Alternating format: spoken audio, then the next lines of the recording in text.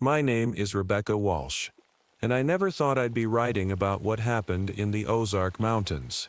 Even now, my hands shake as I put these words on paper. But people need to know the truth about what's out there, especially in that place they call the Red Moon Territory.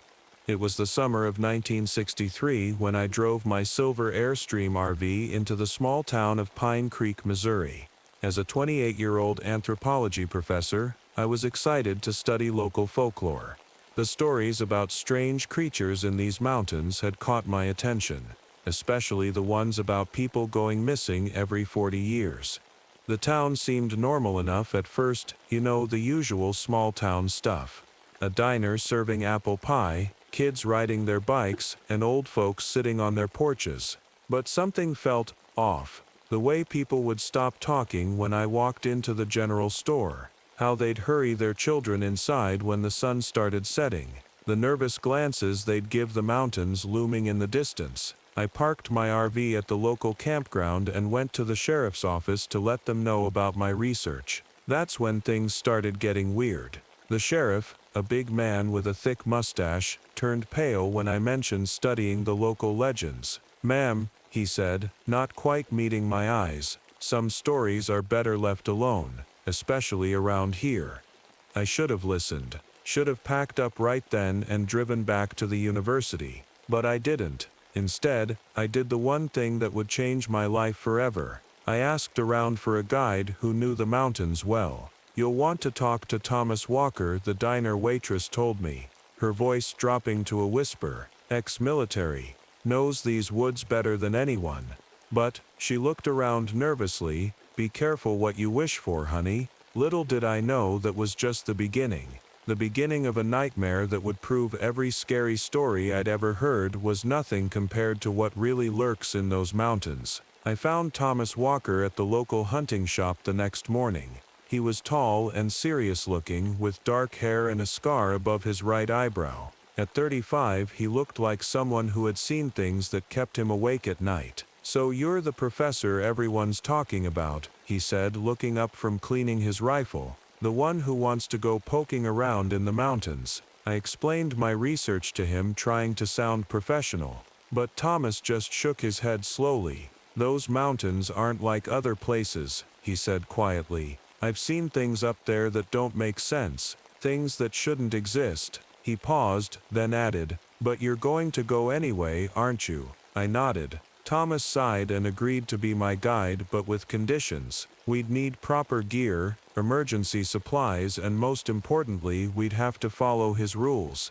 No wandering off alone, no staying out after dark, and if he said run, we'd run. That afternoon, we loaded up my Airstream with everything we might need. Flashlights, first aid kits, rope, and enough food for a week. Thomas brought his hunting rifle and, strangely, a box of silver bullets. "Just in case," he said when I asked about them. Something in his voice made me not want to ask more questions. As we were getting ready to leave, an old man appeared at the campground. He was skinny and weathered, with eyes that seemed to look right through you. He introduced himself as Harold Mitchell, a local trapper. "You folks heading up to the high country?" he asked, leaning on his walking stick. "Might want to avoid the North Ridge. That's Moon family territory." The way he said it made it sound like more than just a place name. Thomas tensed up when he saw Harold, and I noticed his hand move closer to his rifle. There was something about the old man that didn't feel right. Like when you know someone's watching you but you can't see them. That night, in my RV, I heard wolves howling in the distance. But Thomas, who was keeping watch outside, said something that sent chills down my spine. "Those aren't wolves," he whispered. "Wolves don't howl like that. And wolves don't walk on two legs." I looked at my research notes spread across the small table, wondering what I'd gotten myself into. The moon was rising, full and red over the mountains, and somewhere out there something was watching us. Our first night in the mountains was when everything started to feel wrong. Thomas parked my Airstream in a small clearing, and we set up some lights around the campsite. The forest was so quiet, too quiet. No crickets chirping, no owls hooting, nothing. I was writing in my journal when Thomas called me outside. His flashlight was pointing at something on a tree. My heart nearly stopped when I saw it. Deep claw marks, higher up than any bear could reach, and strange symbols carved into the bark. "These are fresh," Thomas said, running his fingers over the marks. "And look at the ground." He pointed his light down, showing huge footprints in the dirt. They looked almost like dog prints, but way too big, and somehow wrong. Just then, we heard crashing sounds in the forest. It was like all the animals were running away from something. Deer burst out of the trees, not even noticing us. Rabbits and foxes ran past our feet. Even the birds were flying away in the dark. "Get in the RV," Thomas said quietly. Now, we locked ourselves inside, and Thomas kept his rifle ready. That's when we heard it, mist heavy footsteps circling our campsite. Whatever it was big, and it wasn't trying to hide. I peeked through the window and saw something that made my blood run cold. Two red eyes, glowing in the darkness, watching us. They were at least 7 feet off the ground. "Don't move," Thomas whispered. "They can sense fear." I whispered back. As if answering my question, more pairs of red eyes appeared in the darkness. I counted 6 pairs, all watching our RV. The radio on the table suddenly came to life, crackling with static, but no real signal was coming through. The scariest part wasn't the eyes or the footsteps. It was the feeling that these things were smart. They weren't just animals, they were thinking, planning, watching us like we were prey. We stayed up all night, barely breathing. When morning finally came, the eyes were gone, but we found something that made me wish we'd never come here. My research papers, which I'd left outside, were torn to shreds, and in the dirt, someone or something had written words, "Leave or join." Thomas looked at me, his face serious. "This is just the beginning," he said. "They're testing us, and tonight will be worse." I wanted to leave, to drive away as fast as possible. But something told me it was already too late. We were in their territory now, and they weren't going to let us go easily. The next morning, we found huge claw marks all over my Airstream. They were deep scratches that went right through the metal in some places. Thomas checked them quietly while I stood there, feeling sick to my stomach. "We need to talk to Harold again," Thomas said suddenly. "He knows more than he's telling us." We drove back down to town, but something weird happened on the way. My research notes, the ones I had safely inside the RV, started changing. I know it sounds crazy, but words were different every time I looked at them. Pages that had information about local disappearances were now blank. Others had strange symbols I'd never written. We found Harold at his cabin on the edge of town. The place smelled funny, like wet dog and something else I couldn't place. Old bones were scattered around his yard, too big to be from normal animals. "Back so soon?" Harold smiled, but his eyes weren't friendly. "Did you meet the family yet?" "Cut the act, Harold," Thomas said, his voice hard. "Tell us what's really going on up there." Harold's smile disappeared. He walked to his window and stared at the mountains. "Every 40 years, he said slowly. "They need new blood. New members for their pack. Been that way since the government did their experiments back in 23. "What experiments?" I asked, my voice shaking. "Doesn't matter now," Harold said. "What matters is they've picked you, Professor Walsh. They don't just show themselves to anyone. They chose you." Suddenly, we heard howling from the mountains. That same not quite wolf sound from before. Harold's face changed. He looked scared. "You need to leave," he said quickly. "They're coming. They know you're here." "Who's coming?" I demanded, but Harold just pushed us out of his cabin.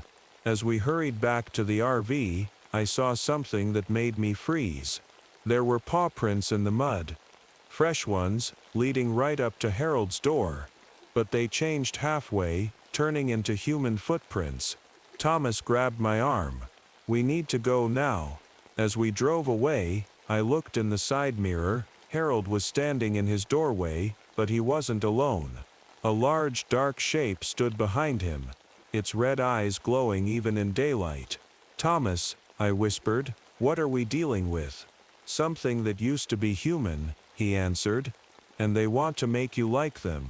The sun was setting, and we both knew what that meant. Night was coming, and with it, the pack would hunt again. That night changed everything.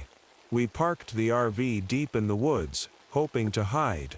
Thomas set up traps around us. Nothing deadly, just things that would make noise if something got too close. Around midnight, I started feeling strange. My head hurt, and I kept losing track of time. One minute I was reading my notes, the next I was standing by the RV door with no memory of getting up. Thomas noticed and made me sit down. "They're trying to get in your head," he said, checking his rifle. "Stay focused. Count backwards from 100 if you have to." Suddenly, all our traps went off at once. The woods filled with the sound of tin cans rattling and bells ringing. Then we heard them miss heavy footsteps, coming from all directions. "Look," Thomas whispered, pointing out the window. Through the trees I saw them clearly for the first time. They were huge, like wolves, but walking on two legs. Their fur was dark, and their eyes glowed red in the moonlight. But the scariest part, they were wearing torn pieces of human clothing. One of them stepped forward, bigger than the others. It looked right at me and did something impossible. It spoke. "Rebecca," it growled, its voice rough but clear. "Come join us." I felt dizzy. How did it know my name? Thomas grabbed my arm, keeping me steady. "That's their alpha," he whispered. "Don't look directly at its eyes." The creatures started circling the RV. One of them pushed against it, making the whole vehicle rock. Another scratched at the roof, its claws screeching against metal. Then we heard another voice. Harold's voice. "Let her out, Thomas," he called from somewhere in the dark. "You can't stop this." They chose her, just like they chose others before. Thomas fired a warning shot into the air. The creatures backed off, but they didn't run away. They just stood there watching, waiting. "We need to move," Thomas said, starting the RV. "There's an old mine shaft nearby. Silver mines. They won't follow us there." As we drove through the dark woods, the creatures ran alongside us. They were fast, too fast. One jumped onto the roof, and I heard its claws digging in. Thomas yelled, swerving hard.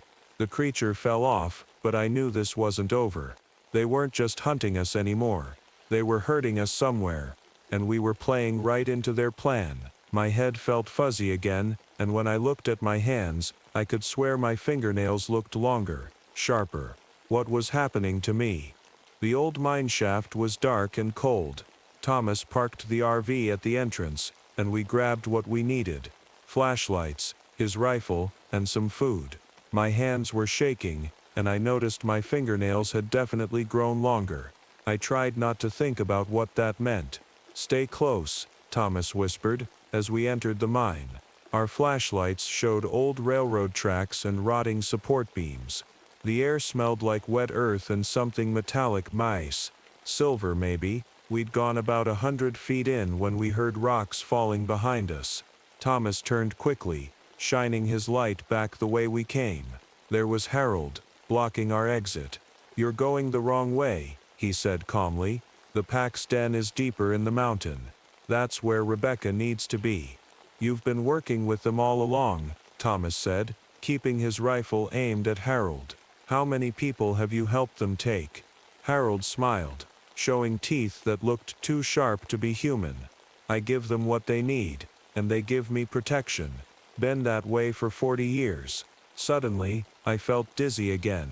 The walls of the mine seemed to move. I heard voices in my head. Not words exactly, but feelings. They were calling me, pulling me deeper into the mountain.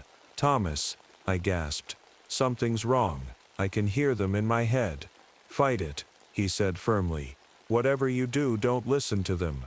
That's when we heard the howls echoing through the mine. They were inside with us now. Harold laughed and backed away into the darkness. "Better run," he said. They're hungry tonight. We ran deeper into the mine, our flashlights bouncing off the walls. Behind us I heard claws scratching on stone. Red eyes appeared in the darkness, getting closer. Then we found it, his huge cave opening up in the middle of the mine. And what we saw there made me scream. The walls were covered with claw marks and old photos, dozens of them.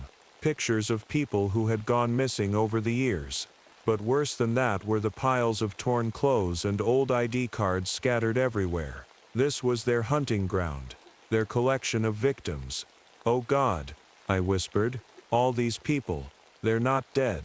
Harold's voice came from behind us. "They're part of the pack now, just like you'll be, Rebecca. The change has already started." I looked at my hands again. They were starting to look more like claws, and when I caught my reflection in a puddle, my eyes had a faint red glow. Thomas grabbed my arm. "There's still time," he said. "But we have to end this, now."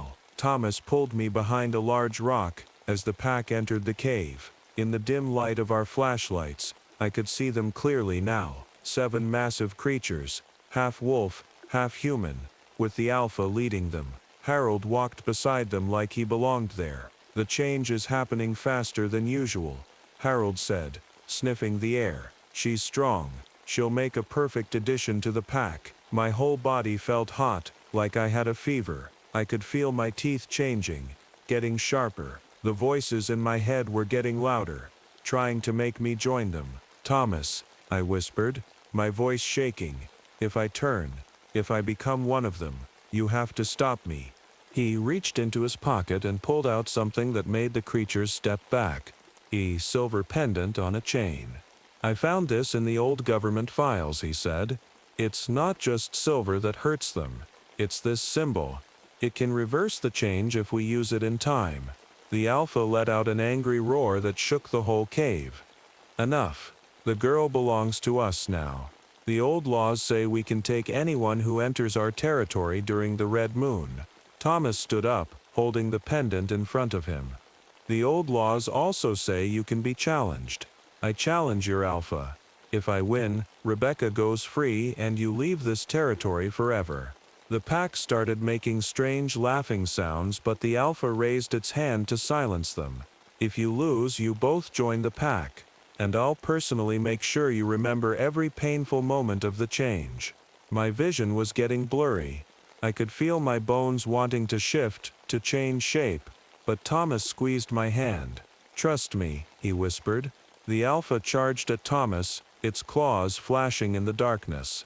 Thomas dove to the side, firing his rifle. The silver bullets made the creature howl in pain but didn't stop it. I watched in horror as they fought, Thomas barely staying ahead of those deadly claws. The other pack members formed a circle, trapping them both in the middle. Harold stood nearby, grinning with his now fully transformed wolf teeth. "Just let it happen," Harold said to me. "The pain only lasts a little while, then you'll be free." But I wasn't going to give up. Even as my body tried to change, I fought back. I had to help Thomas. I had to stay human. The fight between Thomas and the alpha was brutal. They crashed against the cave walls, sending rocks falling everywhere. The alpha was stronger, but Thomas was smarter, using the cave's tight spaces to his advantage. I could barely think straight anymore. My fingers had turned into claws and I could feel fur starting to grow on my arms. The pack's voices in my head were getting stronger. "Join us. Become one of us." Then I saw something that changed everything. While everyone was watching the fight, I noticed Harold sneaking toward an old tunnel. In his hand was a strange device that looked military-made. That's when it hit me. This wasn't just about wolves or monsters. The government had done something here. Something terrible. "Thomas," I screamed, fighting through the pain. "The device. Harold has some kind of control." Thomas heard me and spun around, seeing Harold. The alpha roared in anger, not at Thomas, but at Harold. The old man's secret was out. "You fool," Harold shouted at me. "I've kept them controlled for 40 years. Without this they'll kill everyone." The alpha lunged at Harold, but Thomas was faster. He tackled Harold, and the device went flying. It hit the ground and broke open, revealing glowing blue wires inside. Everything happened at once. The pack started howling in pain. The Alpha fell to its knees. I felt the changing in my body slow down, like whatever was making me transform was getting weaker. "No," Harold screamed. "You don't understand. They'll revert to their original state. They'll become what the government really made them to be." The pack members began changing again, but not into wolves or humans. They were becoming something else, something worse. Their bodies twisted in ways that didn't make sense. Thomas grabbed me, and the silver pendant. "We have to get out now," he yelled. "The whole cave system is going to collapse." We ran as fast as we could. Behind us, Harold's screams mixed with the sounds of the pack transforming. The cave walls were shaking, rocks falling everywhere. Just before we reached the exit, I looked back one last time. What I saw in the darkness will haunt me forever. Creatures that were neither wolf nor human, but something science never should have created. We barely made it to the RV, as the mine entrance collapsed behind us. Thomas threw the silver pendant around my neck, and immediately I felt the wolf-like changes in my body start to reverse. My claws turned back into normal fingers, and the voices in my head finally stopped. "Drive," Thomas yelled, and I didn't need to be told twice. I hit the gas, and we sped down the mountain road in the darkness. The RV's headlights showed trees whipping past us, but that wasn't what scared me. It was the sounds coming from behind, horrible screeching noises that didn't sound like anything that should exist in our world. "What's happening to them?" I asked, trying to keep the RV steady on the twisting road. The device wasn't controlling them, Thomas said, checking his rifle. It was keeping them stable. Without it, they're turning into what the government originally created, weapons that went wrong. Suddenly something huge landed on the RV's roof. Claws, different from the wolf claws we'd seen before, punched through the metal, like it was paper. Through the hole, I saw a face that wasn't wolf or human, but something that looked like it came from a nightmare. Thomas fired his last silver bullet through the roof. Whatever was up there screamed, and fell off, but we could hear more of them coming through the trees, getting closer. "There!" I shouted, seeing lights ahead. It was the town. But Thomas grabbed the wheel, turning us away. "We can't lead them there. Too many innocent people." He was right, but we were running out of options. The gas gauge was nearly empty, and dawn was still hours away. "The cliff," Thomas said suddenly. "The old mining cliff. It's our only chance." I knew the place he meant, a steep drop over a river with an old bridge that hadn't been used in years. As we drove toward it, I finally understood his plan. "Thomas, no," I said, but he just looked at me with sad eyes. "The silver pendant will protect you now," he said. "But someone has to make sure these things don't escape the mountains, ever." Before I could stop him, Thomas grabbed the wheel. "Jump," he yelled, pushing me toward the door. I rolled onto the ground just as Thomas turned the RV toward the cliff. The creatures, I can't even call them wolves anymore, were right behind it, their twisted bodies moving in ways that didn't make sense. In the moonlight, I could see they were nothing like the pack we'd first encountered. They had become something much worse. Thomas looked at me one last time through the RV window. He smiled and mouthed the words, "Run. Live." Then he floored the gas pedal. The RV crashed through the old bridge's railing, and for a moment everything seemed to freeze. The RV, with Thomas inside, hung in the air. The creatures, caught up in their chase, couldn't stop in time. They followed right behind him, their horrible screams echoing through the night. Then gravity took over. The RV plunged into the deep gorge, taking the monsters with it. I heard a massive explosion, saw a bright flash, and then silence. The kind of silence that feels too heavy, too final. I stood there shaking, clutching the silver pendant around my neck. The sun was starting to rise, turning the sky pink. In the early morning light, I could see smoke rising from the gorge. Later, when the police came, they didn't believe my story. They found the wreckage, and some strange burned remains they couldn't identify. But the government showed up quickly and took over everything. They told everyone it was just a terrible accident. A crazy story about wolves made up by a scared researcher. But I know what I saw. I know what happened in those mountains. It's been months now, and most of the changes to my body have reversed. But sometimes, when the moon is full and red, I feel something stir inside me. My fingernails tingle, and I think I hear distant howls. I wear Thomas's silver pendant every day. Not just to keep whatever's left inside me at bay, but to remember the man who gave his life to stop something terrible. To remember that sometimes the scariest monsters aren't the ones that look like wolves, but the ones in labs who create things they can't control. And if you're ever in the Ozark Mountains, and you hear strange howls that don't sound quite right, don't go looking for answers.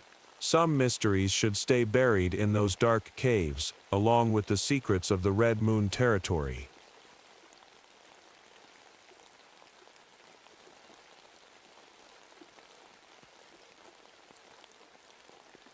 My name is Daniel Foster, and I never thought I'd be writing this down. Some stories are better left untold, but what happened in those Appalachian mountains needs to be remembered. I'm a coal mine safety inspector, or at least I was, before everything changed that summer of 1971. I guess I should start with my family. There's my wife Mary, practical and level-headed as they come, always ready with a warm smile and a hot meal. Then there's our daughter Emily, 15 going on 50. I sometimes joke. That girl's got something special about her, what my grandmother used to call the sight. I never put much stock in such things, but after what we experienced, well, I'm getting ahead of myself. We were living in a cozy little house in Charleston, West Virginia back then. My job kept me busy, checking mines to make sure they were safe for workers. It wasn't exciting work, but it paid the bills and kept miners alive. That spring, I got assigned to investigate some old mining claims near a ghost town called Hollow Creek. Why don't we make it a family trip? I suggested one evening at dinner. We could take the Winnebago, make an adventure out of it. Our 1969 Winnebago Brave wasn't much, but Emily's eyes lit up at the idea. Even Mary seemed interested, though she tried not to show it. "Can we really, Dad?" Emily asked, practically bouncing in her chair. "I've been having these dreams about mountains lately. It feels like they're calling me." I remember how Mary's fork stopped halfway to her mouth when Emily said that. Looking back, maybe we should have paid more attention to that warning sign. But who believes in omens these days? We were modern folks, living in modern times. "Sure, sweetheart," I said, ruffling her hair. "We'll leave next weekend. It'll be good to get away from the city for a while. If only I'd known then what was waiting for us in those mountains.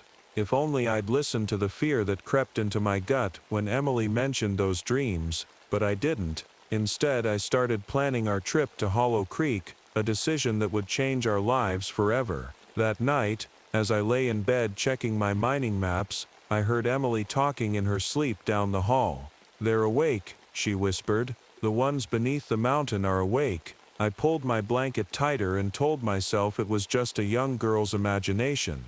How wrong I was. How terribly, terribly wrong. The weekend came faster than expected. We packed our Winnebago with enough food and supplies for a week, though I planned for our trip to last only 3 or 4 days. Mary made her famous sandwiches, and Emily brought along her sketchbook. She loved drawing the things she saw in her dreams. The drive started normally enough. Emily sat behind me, humming to the radio, while Mary read her mystery novel. The mountains looked beautiful that morning, all misty and green, but as we got closer to Hollow Creek, something felt different. The air got heavier somehow, and the trees seemed to lean over the road, like they were trying to watch us pass. "Dad," Emily said suddenly, her voice shaky, "can you feel that?" "Feel what, honey?" I asked, glancing at her through the rearview mirror. Her face had gone pale, and she was pressing her hands against the window. "The mountain, it's breathing." Mary turned around in her seat. "Emily, mountains don't breathe. They're just big rocks." But I felt it too, a sort of trembling in the ground, so slight you might think it was just the road. except we were stopped at that moment, and the Winnebago was still vibrating. We reached Hollow Creek around sunset. The town was exactly what you'd expect from a place abandoned 20 years ago: broken windows, creeping vines, and rusted mining equipment scattered everywhere. I parked our Winnebago in what used to be the town square, near an old general store. Maybe this wasn't such a good idea, Mary whispered, but Emily was already running to the window. "Look," she called out. "There's someone watching us." Through the gathering darkness, I saw him, an old man standing in the doorway of a weathered house. He was thin as a rail, and must have been at least 90, with a face like old leather. He didn't wave or smile, just stood there staring at our RV. "Stay here," I told my family, grabbing my flashlight. As I stepped out, the ground seemed to shiver under my feet. The old man spoke before I could. "You shouldn't have brought them here." His voice was like gravel. "Especially not the girl. They can smell her gift." "I'm sorry," I said, trying to sound professional. "I'm Daniel Foster, coal mine safety inspector. And you are?" "Ezra Tate, last survivor of the 01 disaster." He looked past me at our Winnebago. "You need to leave before dark. They come out at dark." "Who comes out?" I asked, but he was already turning away. "The rock walkers," he called over his shoulder. "They're hungry again."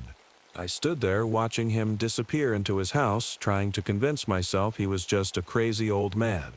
But then I heard it, a scraping sound like stone against stone coming from the direction of the old mine entrance. When I got back to the Winnebago, Emily was drawing in her sketchbook. She turned it around to show me, and my blood ran cold. She had drawn Ezra Tate perfectly, but behind him she'd sketched something else. Something made of rock, with too many arms and eyes that looked too human. "I saw them in my dreams, Dad," she said quietly. "They've been waiting for us." That was when the ground started shaking for real. That first night in Hollow Creek was when everything started to go wrong. I tried to start the Winnebago to leave, just like Ezra warned, but the engine wouldn't turn over. We were stuck there as darkness fell. "It's okay," I told Mary and Emily, trying to sound braver than I felt. "We'll just lock up tight and wait until morning." But Emily kept staring out the window, her hands shaking as she drew more pictures in her book. Around midnight we heard it, a slow grinding noise, like rocks being dragged across the ground.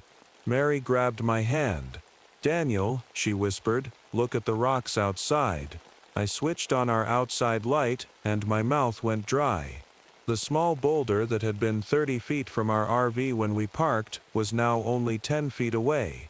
No one had moved it, at least, no person had. "They're coming closer," Emily said, her voice eerily calm. "They're curious about us." I wanted to tell her she was imagining things, but then we all saw it. In the beam of our light, one of the rocks shifted. Not like it was falling. More like it was breathing. "Everyone to the back of the RV," I ordered, grabbing my flashlight and the old baseball bat I always kept near the driver's seat. That's when Emily started walking in her sleep. She moved like a puppet on strings, heading straight for the door. Mary caught her just in time. "The mountain is calling me," Emily mumbled, her eyes still closed. "They want to show me something in the mines." A loud knock on our door made us all jump. It was Ezra, looking even older in the darkness. "Let me in," he called out. "Quick, before they notice me." I hesitated only a second before opening the door. He scrambled inside, bringing with him the smell of dust and old leather. "I told you to leave," he said, catching his breath, "but now it's too late. They've already gotten a taste of her energy." He pointed at Emily, who was still in Mary's arms. "What are you talking about?" Mary demanded. "Who are they?" Ezra sat down heavily at our small table. "I've been guarding this place for 70 years, ever since the mine disaster of 1901. Only it wasn't really a disaster, it was them. The Stonewalkers. They live deep in the mountain, and they feed on human energy. Your daughter," he looked at Emily with sad eyes. "She's got the sight. To them she shines like a beacon." I was about to tell him he was crazy when we heard that grinding sound again, much closer now.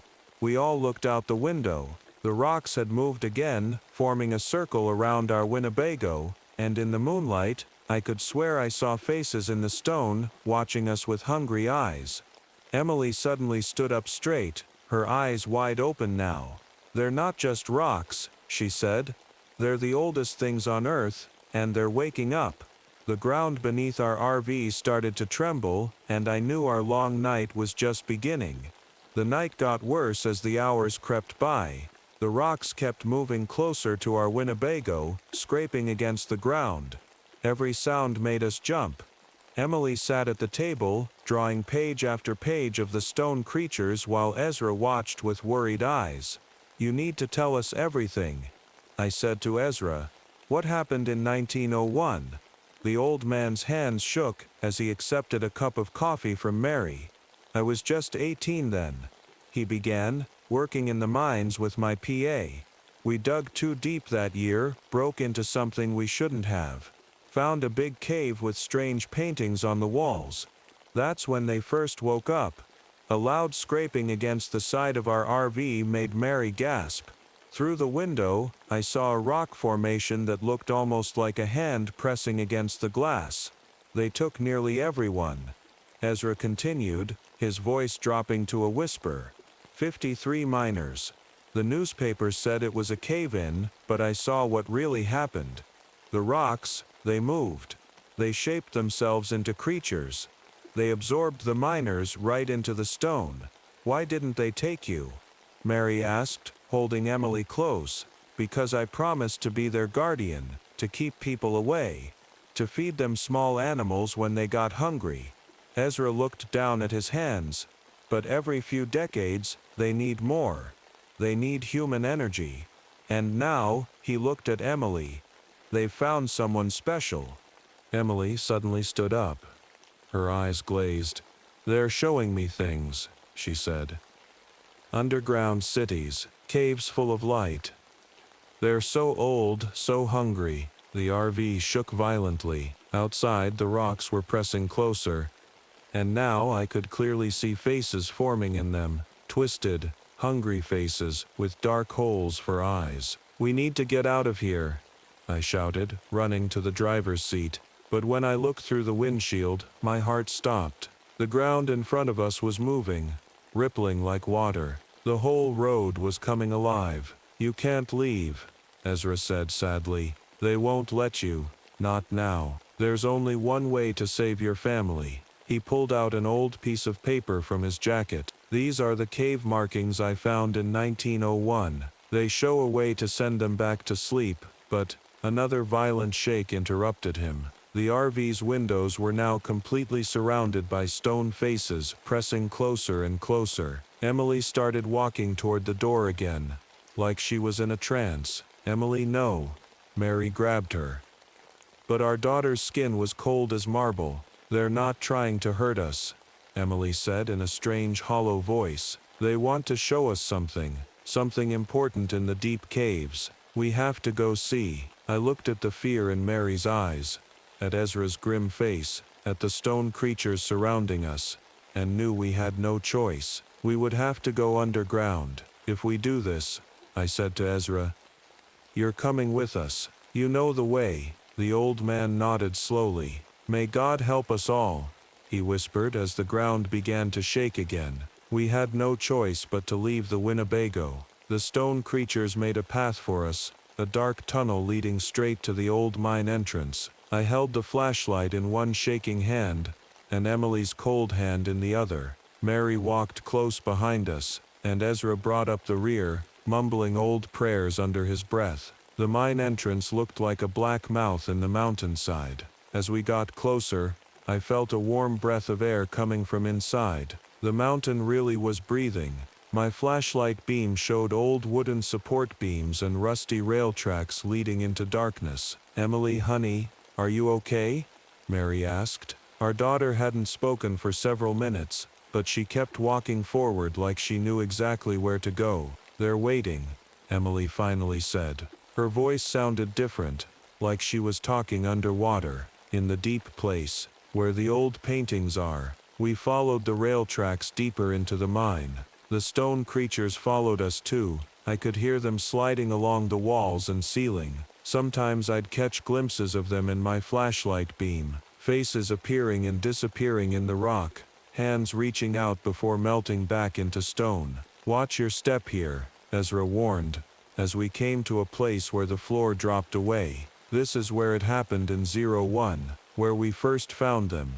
The tunnel opened into a huge cave. My flashlight couldn't reach the ceiling, but I could see the walls were covered in strange paintings. They showed human-like figures being absorbed into the mountain, becoming one with the rock. "The paintings are moving," Mary whispered, and she was right. In the beam of our flashlight, the ancient artwork seemed to shift and change, telling their story over and over. Emily walked to the center of the cave and stopped. "This is where they sleep," she said. "Under our feet, hundreds of them, thousands, and they're all waking up." The ground started shaking harder than ever.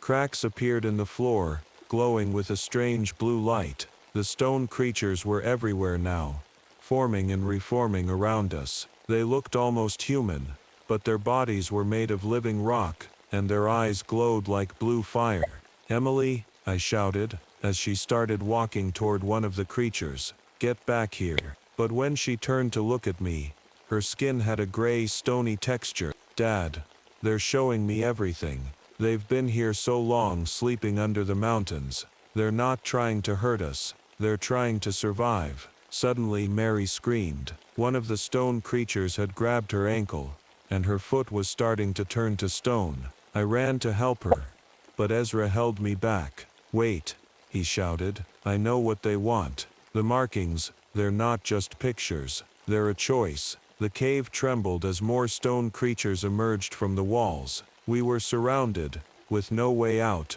and my daughter was becoming one of them. Ezra pulled out the old paper with the cave markings, his hands trembling. "The stone walkers need a new guardian," he said. "They're dying. That's why they wake up every few decades. They need human energy to survive. But this time they want more." Mary was crying now, the stone slowly creeping up her leg. I tried to pull her free, but it was like she was stuck in cement. "What do they want?" I shouted, my voice echoing through the cave. "Tell me." Emily walked over to her mother, her movements stiff like a statue coming to life. "They want me, Dad," she said softly, "because I can see them, understand them. They want me to be their new guardian." "No," I yelled, "you're just a child." The cave shook violently, and rocks started falling from the ceiling. The stone walkers moved closer, their rocky hands reaching for Emily. Their faces showed something that looked almost like sadness. "I have to make a choice," Emily said. "If I become their guardian, they'll go back to sleep. They'll leave everyone alone for another 50 years. If I don't," she looked at her mother's leg, now completely turned to stone up to the knee. "There has to be another way," I pleaded, looking at Ezra. The old man shook his head. "I've been their guardian for 70 years, he said.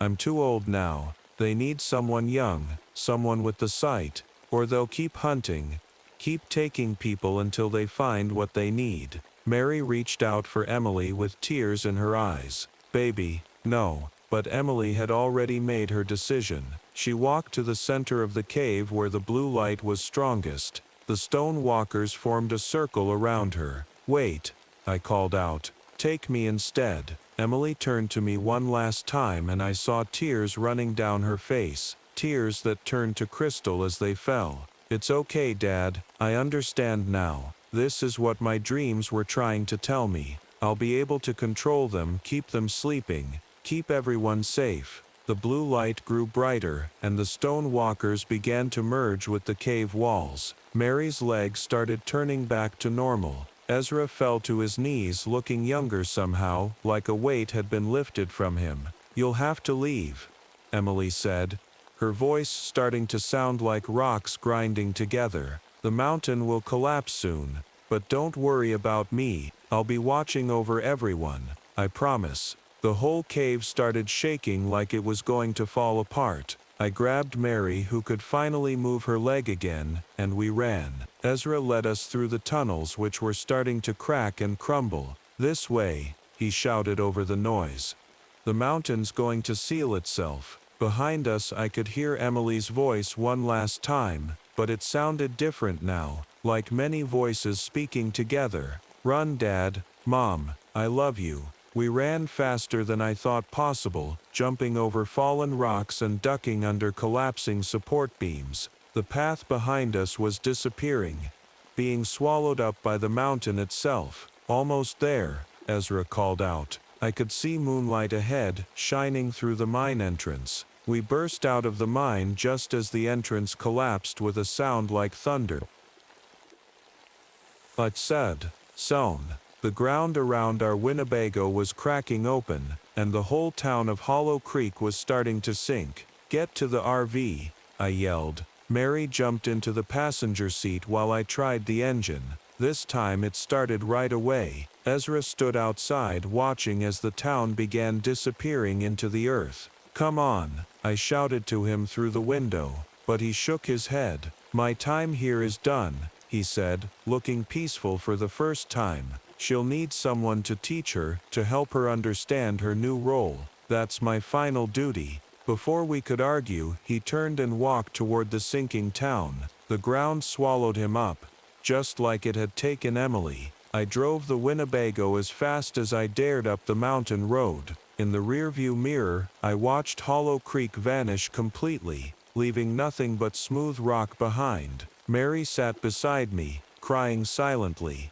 When we finally reached the main road, we stopped and looked back. The mountain looked different somehow, more alive. And for a moment, I swore I saw Emily's face in the rock, smiling at us. "She's still there," Mary whispered. "I can feel her." I nodded, unable to speak. Every few months since then we get letters in our mailbox. They're written on what looks like ancient paper, in Emily's handwriting. She tells us she's okay, that she's learning to control the stonewalkers, keeping them peaceful and asleep. She says she can see everything that happens in the mountains now, and that she's protecting people, just like she promised. Sometimes when I'm driving through the Appalachians for work, I feel the mountain watching me. Not in a scary way anymore, but like a daughter keeping an eye on her father. And on quiet nights, if you listen carefully, you can hear the mountains breathing.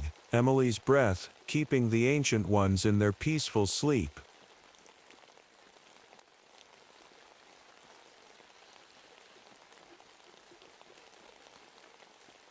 My name is Jack Reynolds, and I never thought I'd be telling this story to anyone.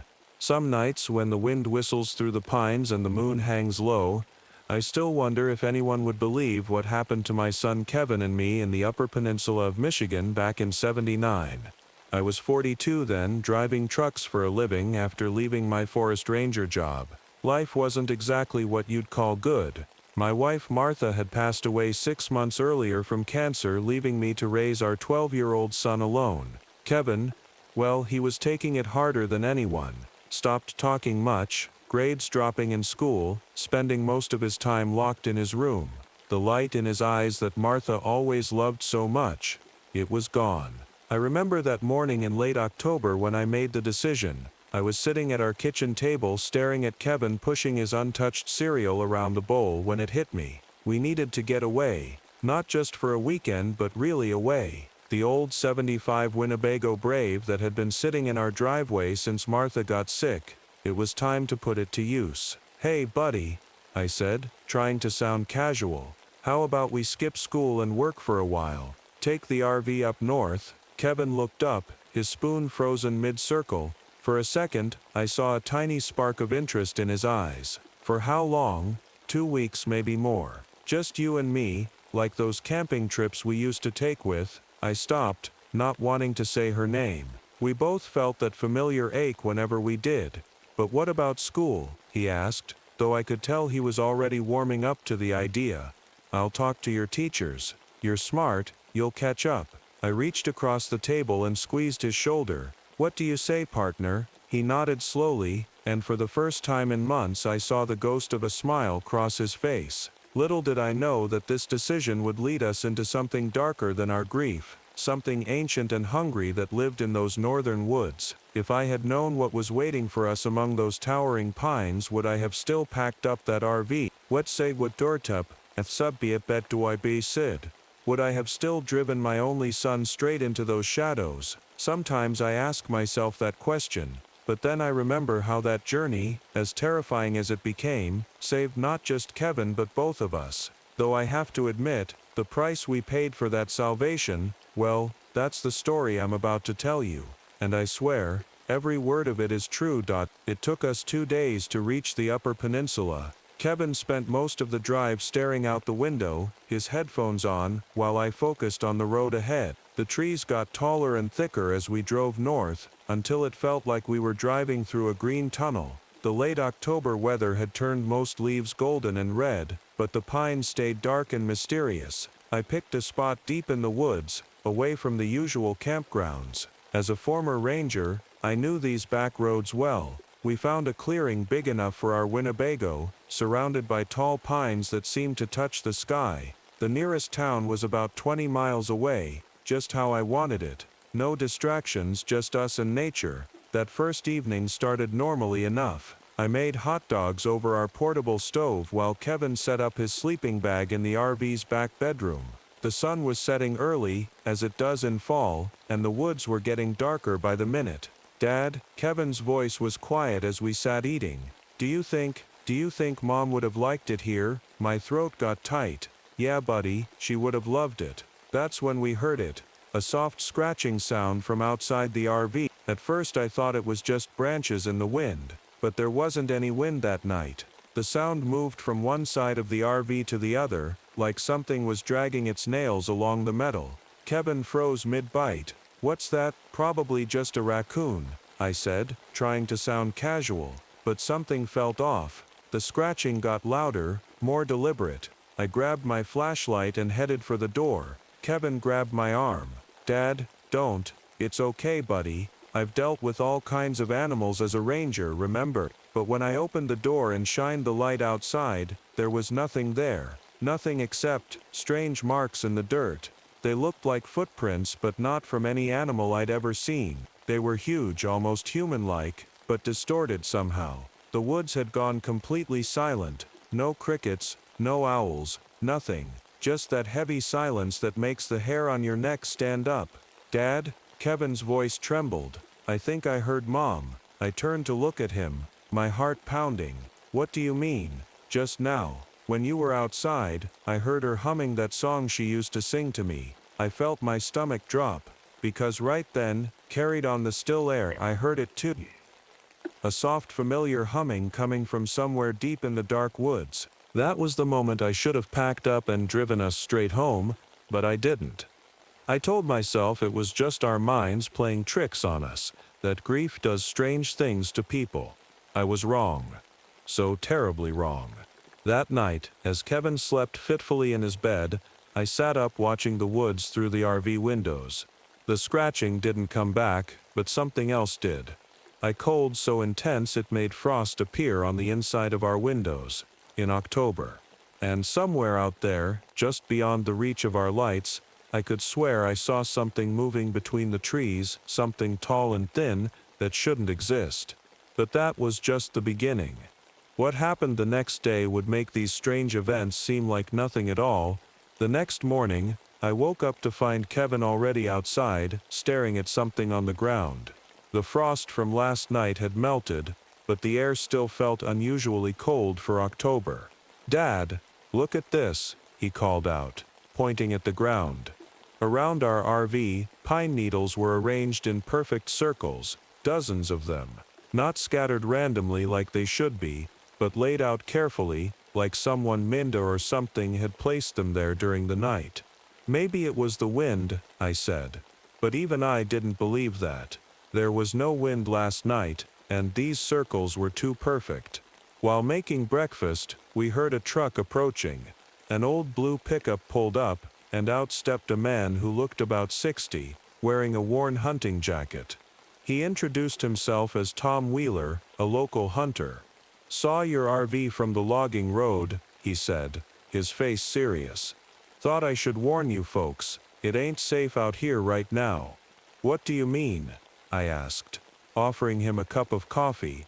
Tom's hands shook slightly as he took the cup. 3 hikers gone missing in these woods in the past month, and before that, a family camping just vanished. Left all their stuff behind. I felt Kevin move closer to me. Tom lowered his voice, "And there's something else. The animals are acting strange. No deer, no birds where there should be plenty. It's like they know something ain't right." He pointed to a tree near our RV. There were markings carved into it, old ones. They looked like Native American symbols. "Those are warnings," Tom said. "Local tribes used to mark these woods. They called something here the Hungry One. Said it feeds on sadness, on people who are grieving." I saw Kevin's face go pale. Tom must have noticed our reaction because he asked, "You folks lost someone recently?" Before I could answer, we heard it next, that humming again, coming from the trees. Kevin grabbed my hand. "Dad, that's Mom's song." Tom's face went white. He practically jumped back into his truck. "Get out of these woods," he called, as he started the engine. Before it's too late. We watched his truck disappear down the road. I tried to laugh it off, tell Kevin it was just local superstition, but then we heard a sound that made my blood run cold. Branches cracking, like something huge was moving through the forest, and with it came that unnatural cold again. So intense we could see our breath. "Dad," Kevin whispered. "Look." Between the trees, about 50 yards away, stood something that shouldn't exist. It looked like a shadow at first, but then I saw it clearly. A tall, impossibly thin figure with what looked like a deer's skull for a head. It stood perfectly still, watching us. Then it stepped behind a tree and vanished. Kevin was shaking. That wasn't real, right? I wanted to tell him no, that we were just seeing things. But at that moment every instinct from my ranger days was screaming that we were in danger. Real terrible danger. "Get in the RV," I said quietly. "Now." But when I turned the key in the ignition, the engine made a horrible grinding noise and died. We were stuck here, and the sun was already starting to set. I tried starting the RV again and again, but it was no use. The engine that had worked perfectly just hours ago was now completely dead. The temperature kept dropping, and I could see ice crystals forming on the windows from the inside. "Dad, what's happening?" Kevin's voice shook. I pulled him close, trying to hide how scared I was getting. "It's okay, buddy. We'll just wait here until morning, then walk to get help if we need to." But even as I said it, the daylight was fading much faster than it should. It was only 4 p.m., but the sky was already dark as midnight. That's when we started seeing the lights. They looked like small blue flames dancing between the trees, moving in circles around our RV. And with each circle they made, they got closer. "Those look like the lights Mom used to make with her sparklers on the 4th of July, Kevin whispered. His words made my heart stop because he was right. They moved exactly like Martha used to move when she danced with sparklers for Kevin. The humming started again. Louder this time. But now I could make out words in it. Martha's words, singing Kevin's favorite lullaby. Kevin started to get up, moving toward the RV door like he was in a trance. "Kevin, no." I grabbed him just as his hand reached for the door handle. The moment I pulled him back, something slammed against the side of the RV so hard it rocked on its wheels. We heard that awful scratching sound again, but this time it was everywhere. On the roof, the walls, the windows. "Look," Kevin pointed at the windshield. In the frost forming there, words were appearing, as if written by an invisible finger. "I miss you both so much." It was Martha's handwriting, exactly like the notes she used to leave in Kevin's lunchbox. The thing is, I knew it couldn't be Martha. Whatever was out there was using our memories, our grief, trying to lure us out. I held Kevin tighter as the temperature dropped even more. Our breath came out in thick white clouds, and the water in our glasses turned to solid ice. Then we saw it again. That tall, skeletal figure, but closer now. It was right outside our front window, its deer skull face tilted to one side. Its body looked like it was made of ice and shadow, and it was so tall it had to bend down to look in at us. Behind it, the lights kept dancing, and Martha's voice kept singing. Kevin started crying. "Dad, I'm scared." "Me too, buddy," I admitted, "because sometimes telling the truth is all you can do. But we're going to get through this together." The creature raised one long bony hand and pressed it against the window. Where it touched, the glass began to crack, spreading like spider webs. The whole RV groaned as ice started forming everywhere. We had to make a choice: stay in the RV and freeze to death, or try to make a run for it. Either way, I knew we were in for the fight of our lives. And somewhere in the back of my mind, I remembered what Tom had said about the hungry one feeding on grief. That's when I realized what we had to do to survive. But I wasn't sure if we were strong enough to do it. The ice was spreading fast now, creeping across every surface inside the RV. Our breath came out in thick white clouds, and I could feel Kevin shivering against me. We had to move. Staying meant freezing to death. "Kevin, listen to me carefully," I whispered, pulling our warmest coats from the closet. "Whatever's out there, it's not your mom.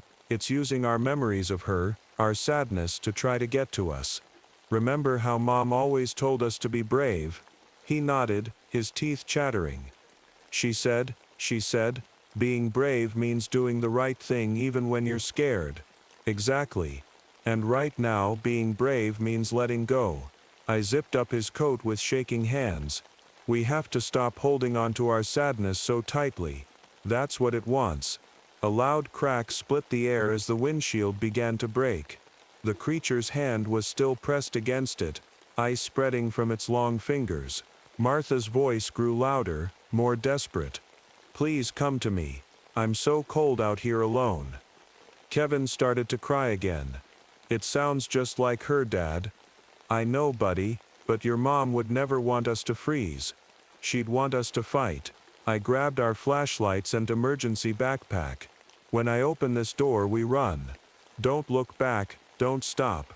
Head for those big rocks we saw earlier. They're about 100 yards south."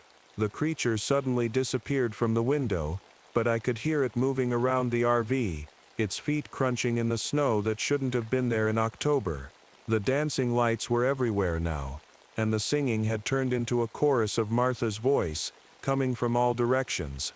"Ready?" I gripped Kevin's hand tight. He squeezed back, and I saw a flash of determination in his eyes that reminded me so much of his mother. I threw open the door and we ran.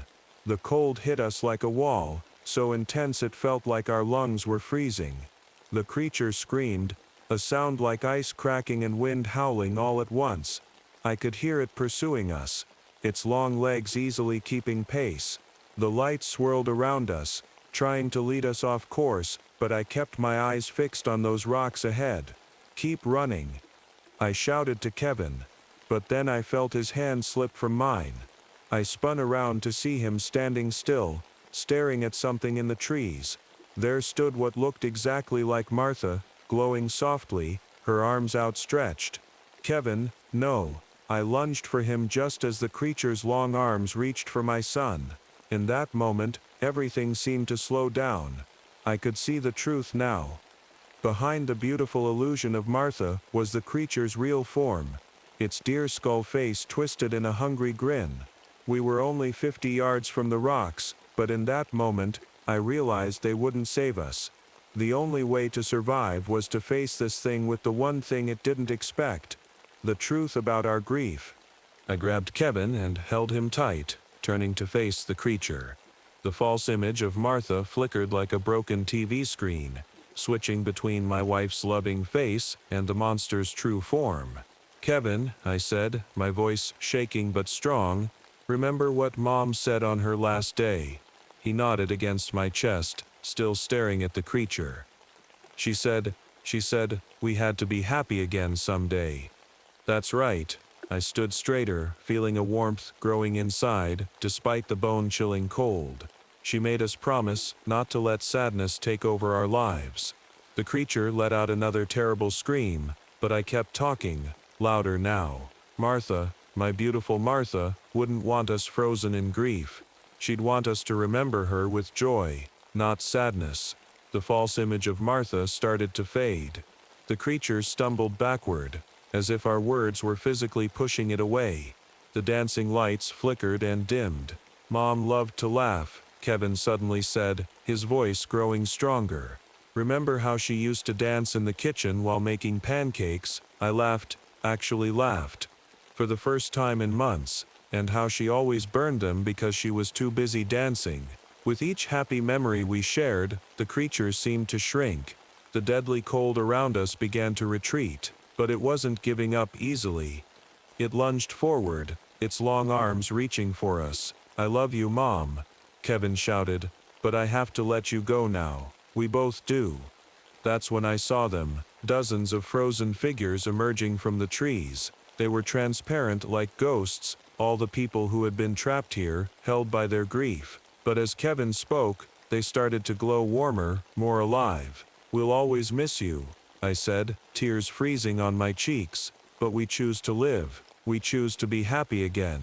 That's what real love is. The creature let out one final, desperate shriek. The false image of Martha disappeared completely. All around us, the ghost-like figures grew brighter and brighter, their faces peaceful now, free. The creature tried to back away, but the light from the freed souls surrounded it. As the first rays of dawn broke through the trees, the creature began to crack like thin ice. With a sound like breaking glass, it shattered into thousands of glittering pieces that melted away in the morning light. Kevin and I stood there, holding each other, watching as the sun rose. The unnatural cold was gone. The woods were alive again, with normal morning sounds, birds singing, wind in the trees. Dad? Kevin looked up at me, his eyes clear and bright. Do you think Mom would be proud of us? I smiled, ruffling his hair. I know she would be, buddy. I know she would be. We walked back to the RV, which was now free of ice. The engine started on the first try. As we drove away, I looked in the rearview mirror. For just a moment, I thought I saw Martha standing among the trees, not as a cold, hungry ghost, but as her real self, smiling, warm and full of love. She waved once, then faded away, like morning mist. Kevin and I had a long road ahead of us, but for the first time since losing Martha, it felt like we could face it together. Sometimes the bravest thing you can do is let go of your grief while holding on to love. That's what saved us in those woods, and that's what would help us heal.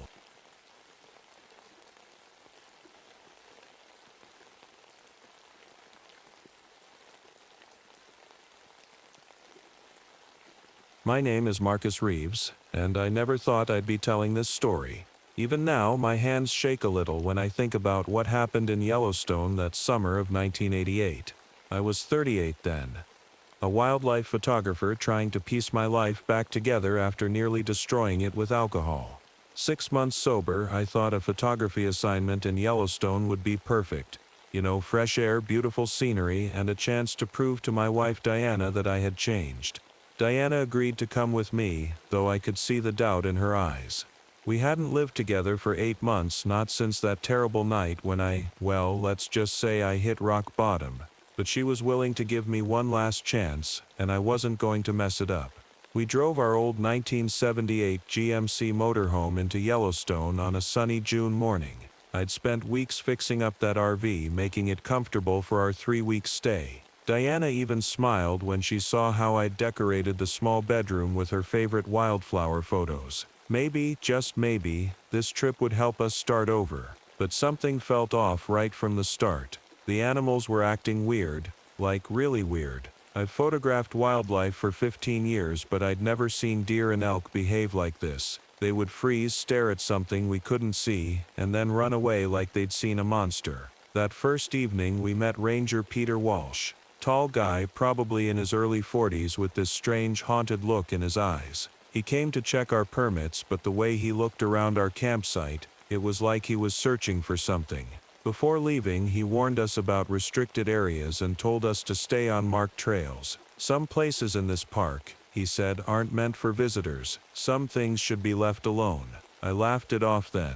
I wish I hadn't. That first night in Yellowstone was when things started getting strange. Diana and I were sitting outside our RV watching the sunset and drinking hot chocolate. The air was getting chilly, and the forest around us was getting darker. Everything seemed peaceful until we heard it. A sound that wasn't quite human and wasn't quite animal either. "Did you hear that?" Diana whispered, grabbing my arm. I nodded, reaching for my flashlight. The sound came again, like someone trying to copy a wolf's howl but getting it wrong. My hands were steady as I pointed the light into the trees, and that surprised me. Usually when I got scared, my old craving for alcohol would kick in. But this was different. This was real fear. That's when I saw the petroglyphs. My flashlight beam caught them on a rock face I could have sworn wasn't there earlier. They showed strange figures, part human, part animal, and they seemed to move in the flashlight's glow. I grabbed my camera and took some photos, even though something in my gut told me not to. Diana found something too, an old leather pouch with weird symbols on it just lying there on our picnic table. We both knew it hadn't been there during dinner. "Marcus," she said, her voice shaking, "I don't think we should be here." I tried to act brave. "It's just the wind playing tricks," I said, "or maybe some kids messing around." But then we heard twigs snapping in the darkness, like something big was circling our campsite. The sounds kept getting closer, then farther away, then closer again. Our campfire suddenly went out even though there wasn't any wind. I wanted to run to the RV, but my photographer's instincts kicked in. I raised my camera again, and through the viewfinder I saw something that made my blood run cold. A shadow that kept changing shape. One second it looked like a man, the next like a wolf, then something I can't even describe. We spent that night huddled in the RV, all the lights on, listening to those sounds outside. Diana held my hand the whole time, and for the first time in months she looked at me not with disappointment but like she needed me to protect her. Little did we know this was just the beginning of our nightmare in Yellowstone. The next morning I woke up to Diana shaking me. "Marcus, you need to see this," she said, her face pale. I followed her outside, and what we saw made no sense at all. Our RV had moved, not by much, maybe 10 feet, but we were both sure we'd parked next to a big pine tree last night. Now we were closer to the road. "Maybe we forgot where we parked exactly," I said, but Diana shook her head. "Look at the ground," she pointed. There were drag marks in the dirt like something had pulled our heavy RV, but what could be strong enough to do that? Things got weirder when I checked my camera. The photos I'd taken of the petroglyphs last night, they were all black, except for one. And in that photo, behind the rock drawings, there was a tall, dark figure that I know wasn't there when I took the picture. While we were trying to make sense of it all, Ranger Walsh showed up again. He took one look at the drag marks and the leather pouch Diana had found, and his face turned serious. "You've been marked," he said quietly. "It's watching you now." "What's watching us?" I asked, trying to keep my voice steady. Peter looked around before answering. "The Ancient One, the Skinwalker. It's been here longer than the park itself. My family's been watching it for generations." He paused. "You need to come with me. There are things you need to know if you want to survive." As we followed him to his ranger station, I noticed something that made my skin crawl. All the birds had gone silent, and the morning sun suddenly felt cold. Diana squeezed my hand. "I'm scared, Marcus," she whispered. "Me too," I admitted, and for the first time since getting sober, I didn't even think about needing a drink. Real terror has a way of pushing everything else out of your mind. Ranger Walsh Station was small, and filled with old maps and Native American artifacts. He closed all the blinds before he started talking. "My grandfather was the first Walsh to be a ranger here," he said, pulling out an old leather journal. "He learned about the Ancient One from the local tribes. It's not just a legend, it's real, and it's dangerous." He showed us pictures in the journal, drawings of a creature that could change its shape. There were also photos, old and yellow, of dead animals arranged in weird patterns, just like what we'd started seeing in the park. "It picks its targets carefully," Peter explained, "and once it's interested in you, it doesn't let go easily." He looked at Diana when he said this, making my stomach turn. "Why us?" Diana asked, her voice barely a whisper. The Ancient One is drawn to people who are changing. People going through big life changes. Peter looked at me. Like someone fighting addiction. Or a marriage that's healing. Just then something hit the station's window. Hard. We all jumped. When Peter pulled up the blind, there was a dead crow on the windowsill, its body twisted in an impossible way. It's letting us know it's listening, Peter said. We need to, but before he could finish, all the lights in the station went out. In the sudden darkness, I heard Diana gasp. When I reached for her hand, it felt ice cold. Marcus, she said, but her voice sounded different. Deeper, older somehow. I don't feel right. I clicked on my flashlight, and what I saw made me drop it. Diana's face, it was changing.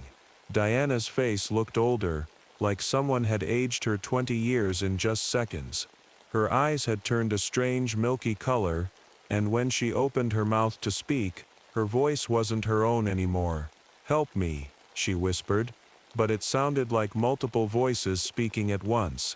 Peter moved fast. He grabbed a small pouch from his desk and threw some kind of powder in a circle around Diana. The moment he did this, she collapsed. I caught her before she hit the floor, and slowly, her face started returning to normal. "It's trying to possess her," Peter said, his hands shaking as he lit some sage. "The Ancient One wants her body as a new host. We don't have much time." Just then my camera started taking pictures by itself. Click, click, click, even though nobody was touching it. When we checked the photos, each one showed more and more shadows gathering around Diana. "We need to get to the old burial ground," Peter said, stuffing his grandfather's journal into his backpack. "It's the only place where we might be able to stop this." "How?" I asked, holding Diana close. She was shivering even though the room was warm. "There's a ritual," Peter explained, "but it's dangerous, and we'll have to do it at midnight, when the Ancient One is strongest." We heard a horrible screech outside, like a mountain lion, but wrong somehow. Through the window, we saw all the trees bending in the same direction, even though there wasn't any wind. "It's angry now," Peter said. "We've challenged it by protecting Diana. Get your things. We leave in 10 minutes. As I helped Diana to her feet, she grabbed my arm hard. "Marcus," she said in her normal voice, "if something happens to me, I want you to know I forgive you, for everything." That's when I knew we were in real trouble, because Diana wasn't the type to say goodbye. Not unless she thought she might not survive what was coming. We took Peter's Ranger truck because our RV wouldn't make it where we needed to go. The sun was setting, and the forest looked different now. Darker, more alive somehow. Diana sat between Peter and me, still shivering despite wearing 2 jackets. "The burial ground is deep in the restricted area," Peter explained as we drove. "No tourists ever go there. The road ends about a mile before we get there, so we'll have to walk the rest." That's when the truck's engine suddenly died. All the lights went out, even our flashlights. The temperature dropped so fast we could see our breath. "It's here," Peter whispered. Through the windshield we saw it, a shape, moving in the darkness. It looked like a person, but too tall, too thin. Then it changed, becoming something like a wolf, then a bear, then something I can't even describe. "Don't look directly at it," Peter warned. "That's how it gets in your head." Diana started shaking violently. "It's calling me," she said through chattering teeth. "I can hear it in my mind." I held her tight, trying to warm her up. "Fight it, Diana. Remember who you are." The shape moved closer to the truck. It left footprints in the dirt that kept changing. Human footprints that turned into animal tracks, then something with too many toes. Peter pulled out his grandfather's journal and started reading something in a language I didn't understand. The shape stopped moving, and for a moment everything went quiet. Then our truck started on its own and shot backward, like something had picked it up and thrown it. We spun around and crashed into a tree. When I opened my eyes, Diana was gone. The passenger door was open, and there was a trail of footprints leading into the dark forest. Footprints that started as Diana's but slowly changed into something else. "We have to go after her," I said, grabbing my camera. I don't know why I took it. Maybe because I needed proof that this nightmare was real. Peter nodded, checking his watch. "We have 3 hours until midnight. If we don't find her by then," he didn't finish the sentence.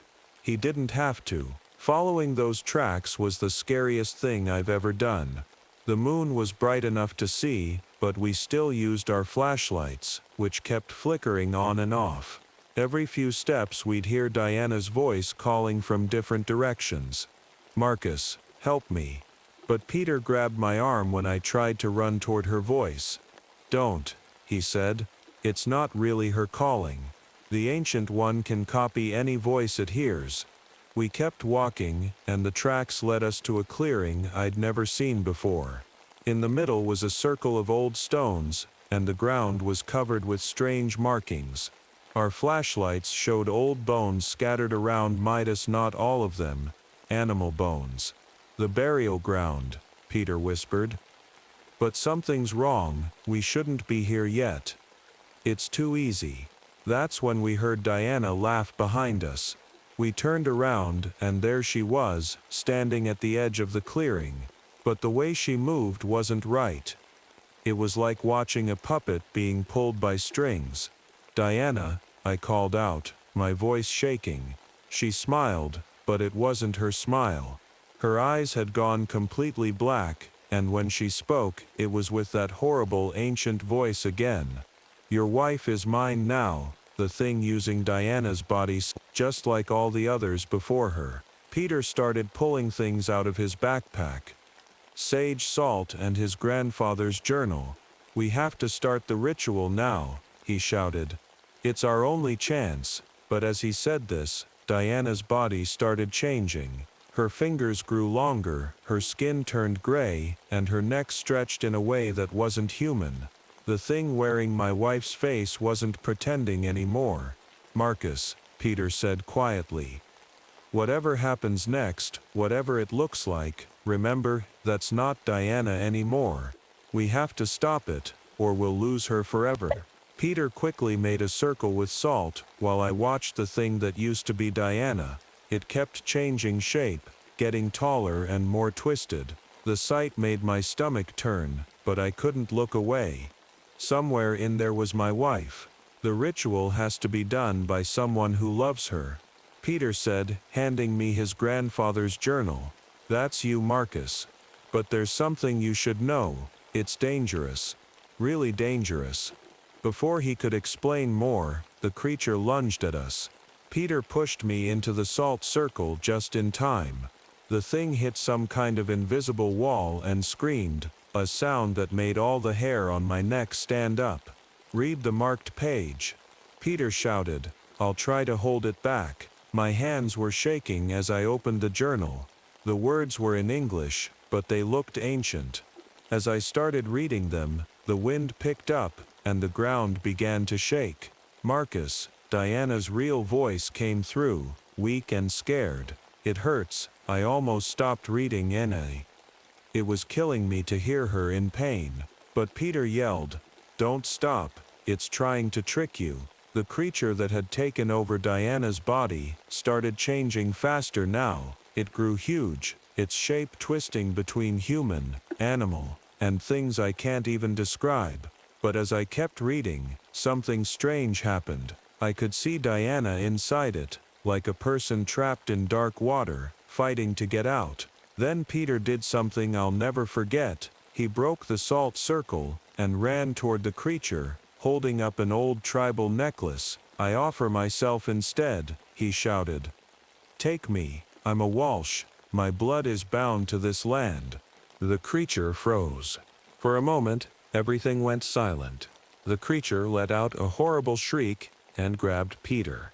I kept reading the words from the journal, even though tears were blurring my eyes. Peter was screaming now, but he yelled at me one last time. "Finish it, don't stop." Diana's body collapsed to the ground, and I saw something dark and smoky pull away from her. It moved like a cloud of black ink in water flowing toward Peter.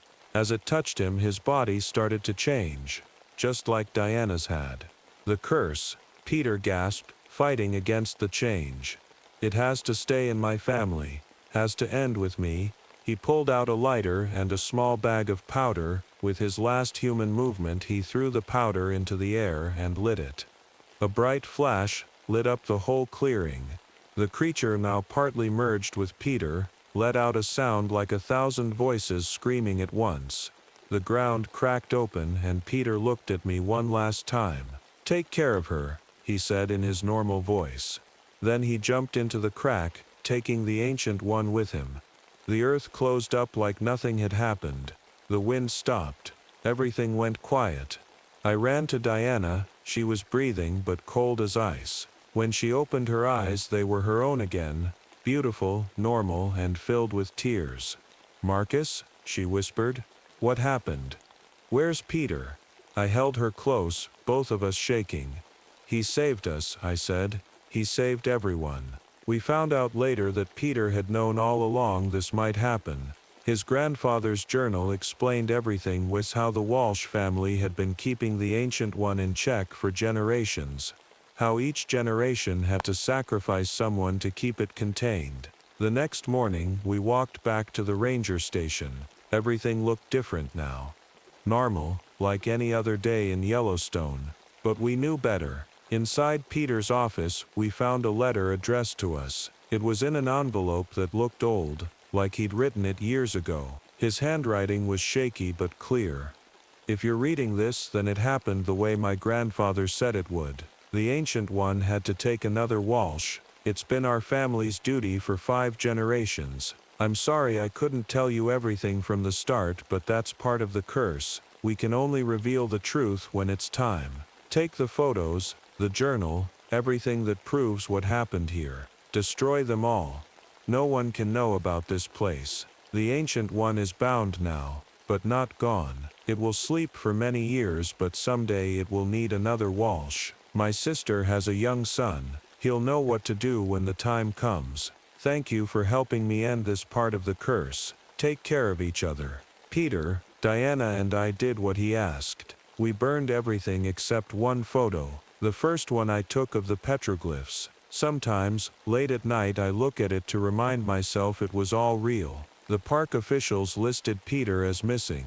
They said he probably got lost in the wilderness. Only Diana and I knew the truth. We left Yellowstone the next day. Our marriage was stronger than ever. Facing something that terrifying has a way of showing you what really matters. I never touched alcohol again. Some fears are bigger than others, and after what we saw that night, my old demons didn't seem so scary anymore. But sometimes when I'm taking photos in the wilderness, I think I see something moving in the shadows. And every once in a while I dream about Peter Walsh, still out there somewhere, keeping an ancient evil at bay. That's my story. Most people don't believe it, and maybe that's for the best. But if you're ever in Yellowstone and see a ranger named Walsh, show some respect. Their family has been protecting us all for longer than anyone knows.